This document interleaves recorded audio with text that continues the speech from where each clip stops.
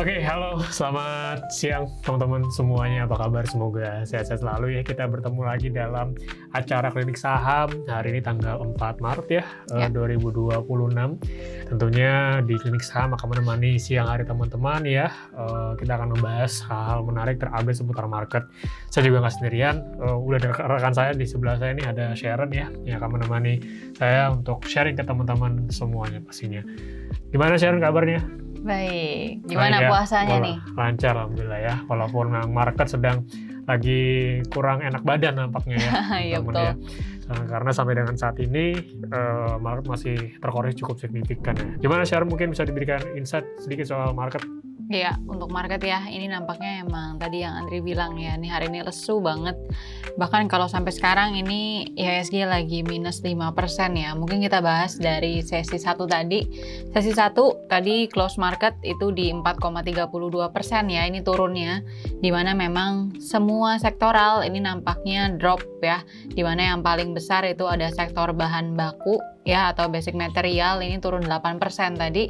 Dan ini memang kalau diperhatiin saham-saham nikel, saham emas ini kompak turun ya. Dan ini memang kalau untuk dari gold atau emas ini nampaknya merespon dari penurunan harga emas global juga yang kemarin tuh turun ya. Emang kalau diperhatiin ini seiring juga dengan penguatan USD yang diperhatiin tuh dari DXY ini kemarin naik. Biasanya tuh kalau misalkan DXY-nya naik, nah ini biasanya untuk gold-nya biasanya suka koreksi atau turun. Kemudian dari nikel juga ya, ini dropnya signifikan dari kemarin. Ini terkait dari Kementerian SDM. Kemarin itu ngumumin bahwa mereka akan naikin produksi ya, dimana memang dari Desember lalu kita udah dengar mau pangkas produksi dan akhirnya ketok palu ya di Februari, tapi ternyata nampaknya mau dinaikin lagi untuk di bulan Juli. Jadi itu nanti akan kita lihat lebih lanjut ya teman-teman. Selain dari barang baku, ini transportasi turun 6,8%, terus segmen non-primer ya, ini turun juga 5,6%, infra juga turun di 5% ya.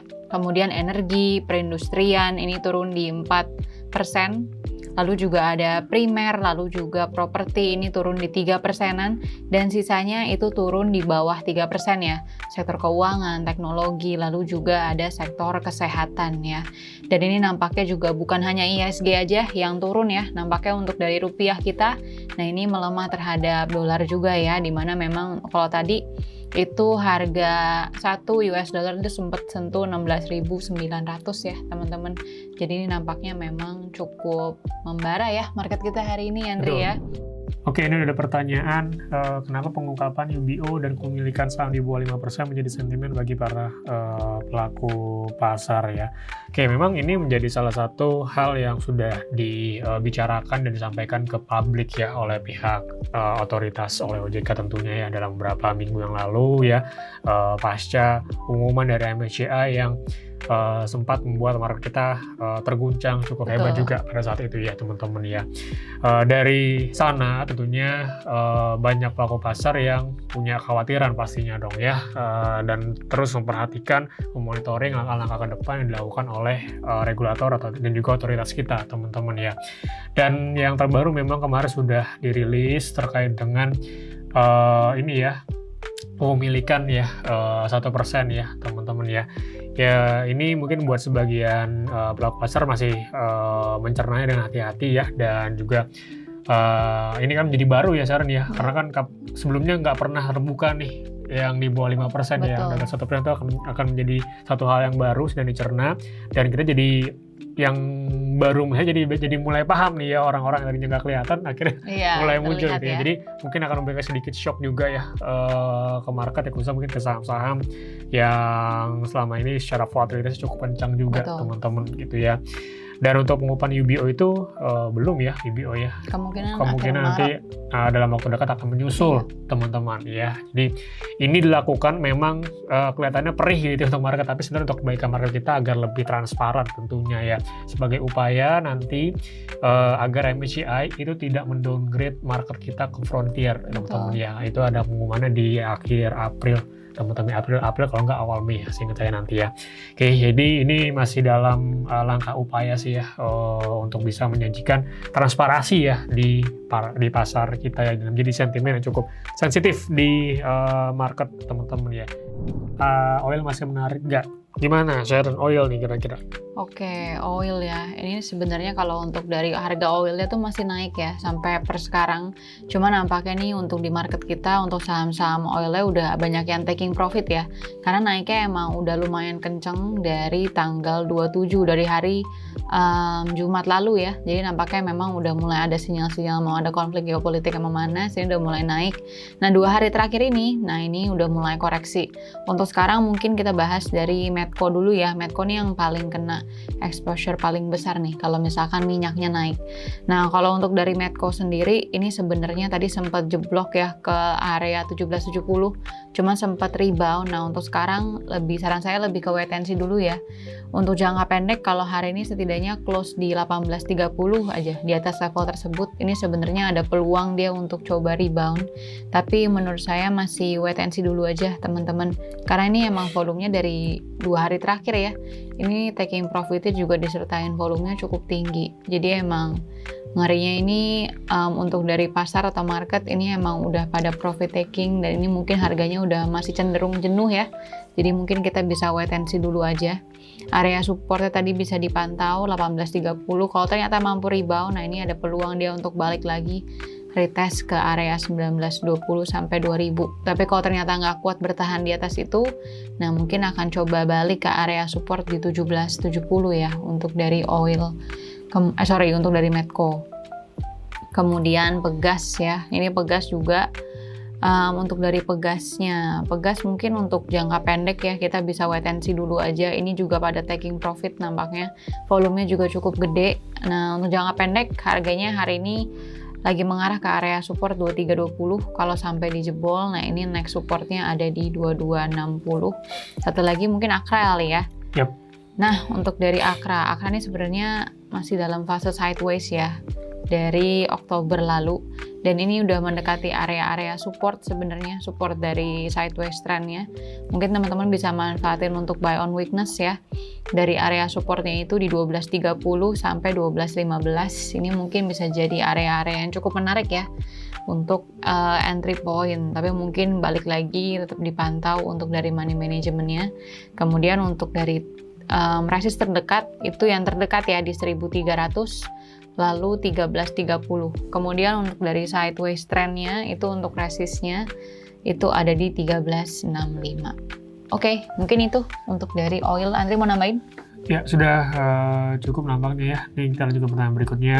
Jelang lebaran yang menarik sektor apa yang kira-kira bisa buat scalping nambah THR? Kalau kita bicara sektor yang relate dengan lebaran, Ramadan gitunya, konsumsi diharapkan bisa terdorong ya teman-teman. Ini juga sektor poultry teman-teman ya. Misalnya seperti Java, Cepin Java terutama yang mungkin akan kena boost positif ya. Kita tahu di mana Ramadan, Idul Fitri, peningkatan permintaan ayam itu bisa akan semakin tinggi teman-teman ya. Juga emiten consumer ya, tentunya diharapkan juga makin terdorong ya, Emyor, kemudian emiten retail seperti AMRT ya, atau MAPI gitu ya, dengan daya beli yang semakin meningkat karena kan ada THR gitu ya. Dan sebagian penduduk kita mungkin masyarakat udah menerima untuk yang ASN kemarin ya. Tinggal sektor swasta yang mungkin nanti akan segera turun ya 1-2 minggu ke depan. Teman-teman itu ya seminggu terakhir sebelum lebaran itu harus turun, harus cair gitu ya. Itu sih, tapi kalau mengingat untuk yang jangka pendek yang menarik lagi selain itu kita bisa fokus ke sektor yang relate dengan kondisi geopolitik ya, seperti minyak dan juga gold ya teman-teman ya. Memang harga sudah cukup tinggi tapi dengan pelemahan saat ini menarik ya. Ini bisa membuat posisi harga bisa menjadi lebih rendah lagi dan kita punya entry point yang menarik teman-teman, terutama untuk oil ya. Oil karena kemarin ada ketinggian tapi karena hari ini turun ya, ini bisa masuk ke area supportnya lagi. Jadi kalau memang untuk jangka pendek scalping saya rasa sih sektor yang berkaitan dengan kondisi geopolitik ini lebih menarik gitu ya teman-teman, karena fluktuasinya biasanya akan lebih kencang gitu ya teman-teman untuk bisa ditradingkan seperti itu ya. Itu bisa diperhatikan ya berapa sektornya. Kemudian untuk sesi 1 besok ada penurunan lanjutan ada nggak nih untuk besok nih? Untuk besok ya? Ya mudah-mudahan jangan gitu ya. Iya, harapannya sih jangan ya, karena hari turunnya juga udah signifikan. Tapi pasti kita juga perlu ngelihat lagi dari harga komoditasnya ya. Karena hari-hari ini kan emang yang lagi manggung komoditi nih. terutama oil, emas ya. Meskipun kemarin goldnya koreksi, cuma kita harus lihat lagi juga apakah nih penguatan dari dua komoditi itu mungkin bisa berlanjut nih sampai close hari ini. Nah itu mungkin akan direspon marketnya ke besok ya. Tapi memang selain itu kan juga ada sentimen-sentimen terkait dengan makro ekonomi kita juga ya. Dan ini bisa dibilang cukup ngeberatin overall market kita lah. Jadi memang itu mungkin beberapa hari ke depan mungkin kita masih bisa wait and see juga dulu ya teman-teman, sambil kita perhatiin untuk harga-harga komoditi. Karena tadi yang Andri sempat bilang ini emang harga komoditi lagi jadi apa ya, momentum yang cukup menarik ya, karena memang nih konflik geopolitik ini bisa dibilang jadi momentum untuk kenaikan harga-harga komoditas minyak, batu bara juga ya. Jadi itu mungkin bisa dipantau lebih lanjut ya. Harapannya sih enggak ya, harapannya besok ada rebound, cuman ya balik lagi kita tetap wait and see juga. Ya, mudah-mudahan sih rebound harusnya ya, karena udah masuk support kuat. Ya, technical rebound lah, bukan rebound yang berarti akan langsung kencang ke atas dan selamanya akan bullish. Belum, saya belum sana, tapi untuk technical rebound jangka pendek akan ke level 7.700 mungkin ya, itu hopefully akan terjadi ya. Asal dalam hari ini nggak tiba-tiba ambruk di bawah 7.400 deh ya, karena kalau 7.400 jebol, ini lebih membuat worry tadi ya, yang saya gambarkan bisa turun sampai ke level 7.200 karena ya sentimennya lagi kurang mendukung teman-teman ya, lagi tone-nya negatif untuk saat ini. Mungkin bisa kita tutup untuk sesi klinik saham hari ini. Terima kasih banyak buat yang sudah bergabung, yang mendengarkan, yang sudah bertanya juga. Nanti kita akan sambung lagi di sesi klinik saham berikutnya. Dan disclaimer on tentunya, untuk apa segala opini yang telah kami sampaikan untuk keputusan investasi, trading tetap ada di tangan teman-teman semuanya. Terima kasih dari kami berdua. Mohon maaf apabila ada kekurangan atau ada kesalahan dalam penyampaian kata. Sampai jumpa, sehat-sehat selalu, lancar-lancar puasanya, and good luck teman-teman semua. Thank you. Bye-bye.